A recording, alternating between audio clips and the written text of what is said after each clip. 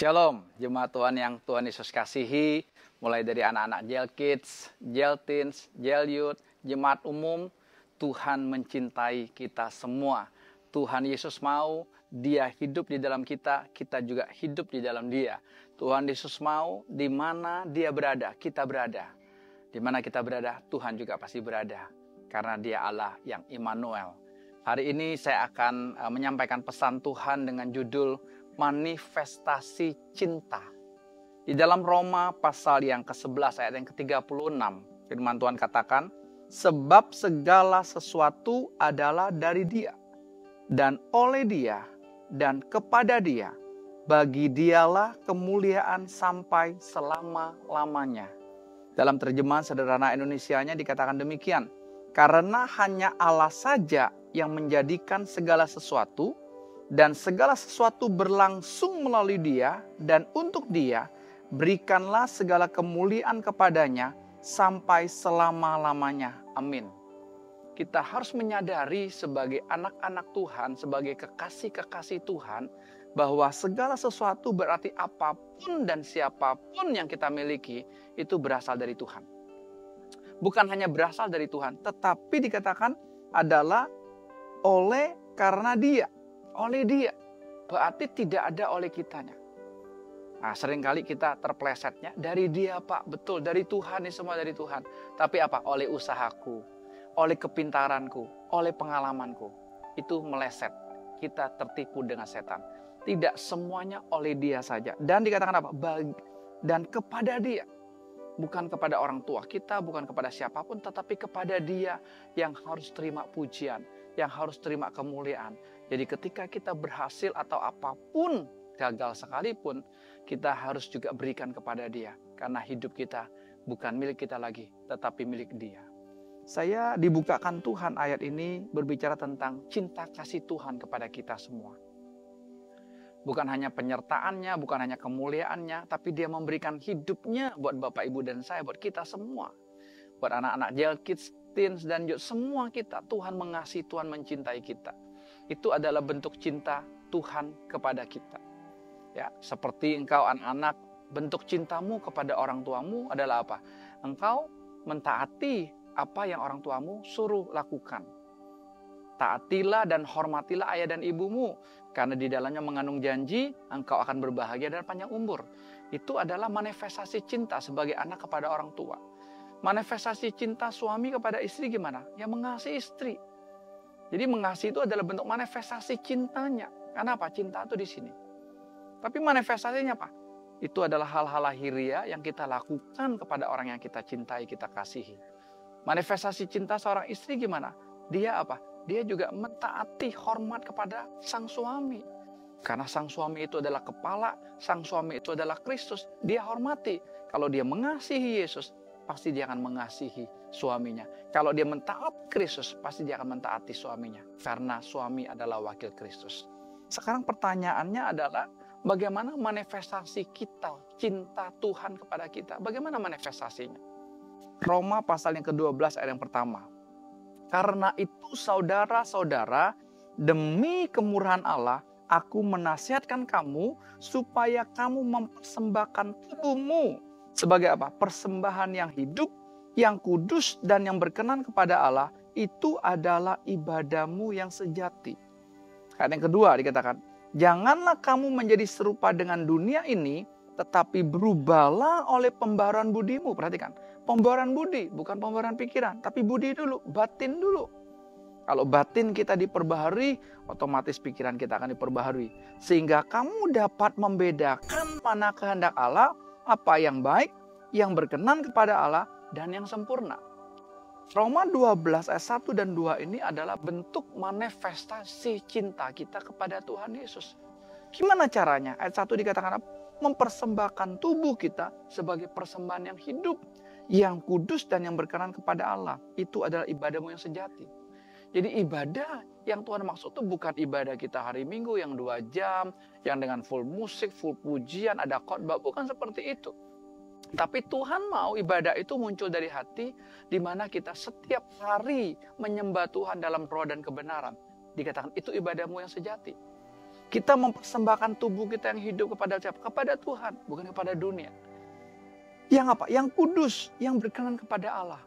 Ini adalah manifestasi cinta saya kepada Tuhan Yesus. Saya menjaga tubuh saya sebagai bait Allah. Saya tidak mau mengotori tubuh saya, bahkan dengan makanan dan minuman yang tidak baik. Saya tidak mau masuk ke dalam tubuh saya, karena saya tahu tubuh saya adalah bait Allah.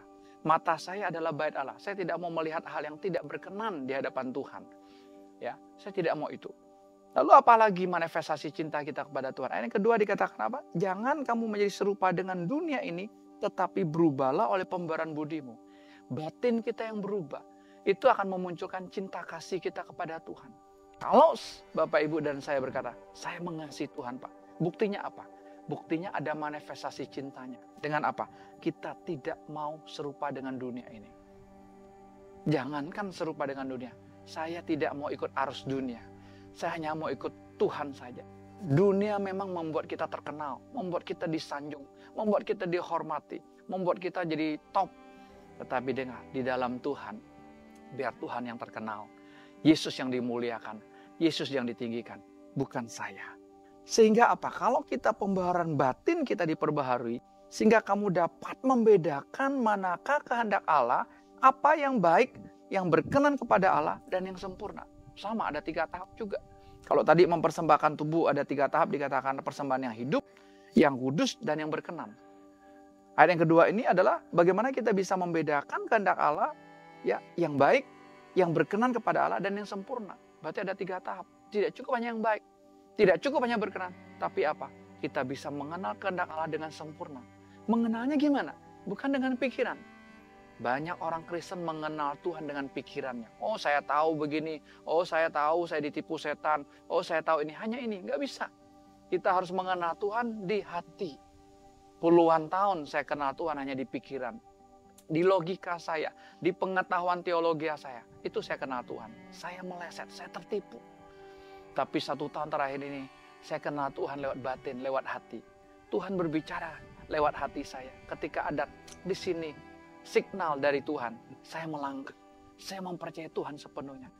Mari kita mempercayai Tuhan sepenuhnya dengan apa? Mendengar apa yang ada di sini. Karena Tuhan berbicaranya di sini, bukan di sini, perhatikan. Bukan di otak kita, bukan di pikiran kita, tetapi di hati kita. Sekalipun bisa lewat telinga kita masuknya, tapi itu harus di hati kita. Ya, jadi membedakan kehendak Allah di sini, kita tahu kita bisa membedakannya bukan karena pengetahuan dunia ini, pengetahuan rohani sekalipun bukan. Tapi apa? Hati kita. Kita mengenal Tuhan. Cinta itu munculnya di sini. Kalau seorang suami mencintai istri dari sini, dia tidak akan punya istri yang lain. Dia tidak akan mungkin punya selingkuhan. Kalau seorang istri juga, dia cintanya muncul dari sini, maka dia nggak akan mungkin tertarik dengan pil-pil, dengan pria lain. Dia pasti akan taat kepada suaminya. Seorang anak kalau cintanya ada di sini, dia pasti akan taati kedua orang tuanya. Seorang orang tua, kedua orang tua kalau cinta kepada anaknya muncul dari sini, pasti dia akan mengasihi anak-anaknya. Dia akan merawat anak-anaknya. Kalau anak-anaknya salah, dia akan tegur, dia akan didik. Supaya apa? Supaya anaknya tetap ikut Tuhan Yesus. Engkau anak-anak, kalau engkau berkata engkau mengasihi Tuhan Yesus, kau tidak boleh sama dengan dunia. Anak-anak di dunia ini terikat dengan game. Apalagi sekolah online seperti ini, engkau bisa main game di saat kamu sekolah. Kamu tertipu. Tuhan tidak mau. Tuhan mau hidup kita persembahkan seutuhnya kepada Tuhan Yesus. Sehingga apa? Kita diperbaharui batin kita, hati kita. Supaya apa? Supaya kita bisa mengenal Dia. Saya mau ajak kita bersama-sama menikmati Tuhan senantiasa. Tuhan mau bersekutu dengan kita. Tuhan mau intim dengan kita. Nanti kita akan ada persekutuan lagi Sabtu dan Minggu tanggal 3 dan 4 Oktober. Perhatikan, catat, tanggal 3 dan 4 Oktober dimulai dari jam 9 pagi. Kami buka kepada 25 orang pendaftar pertama, Sabtu dan Minggu. Ya, kalau sudah penuh, hari Sabtu sudah 25, hari Minggu sudah 25, maka kami akan tutup. Untuk apa? Kita menikmati Tuhan. Kita menceritakan tentang Tuhan. Kita saling menasehati dengan kasih. Kita saling menegur dengan kasih. Bapak Ibu, saya bukan hanya membutuhkan Tuhan. Tapi saya juga membutuhkan Bapak Ibu mengoreksi saya. menegur saya, mengkritik saya. Supaya apa? Supaya saya tidak tertipu, supaya saya tidak terpleset ketika saya ketemu dengan Tuhan Yesus. Semua kita, Tuhan persatukan dengan cinta kasih-Nya. Sebagai saudara di dalam Kristus untuk apa? Kita saling menasihati supaya kita tetap ada di dalam Kristus dan Kristus ada di dalam kita. Ingat persekutuan pada hari Sabtu dan Minggu tanggal 3 dan 4 Oktober dimulai dari jam 9 pagi. Nikmati persekutuan bersama dengan Kristus, persekutuan bersama dengan saudara seiman, supaya kita tidak tegar hati, kita tidak keraskan hati. Tegar hati, keras hati itu adalah tipuan setan. Kita tidak merasa benar sendiri, kita tidak merasa rohani sendiri, ya bisa bergaul dengan Tuhan sendiri, tidak. Tapi kita membutuhkan satu dengan yang lain untuk kita saling menasehati dengan kasih. Tuhan memberkati kita semua. Shalom.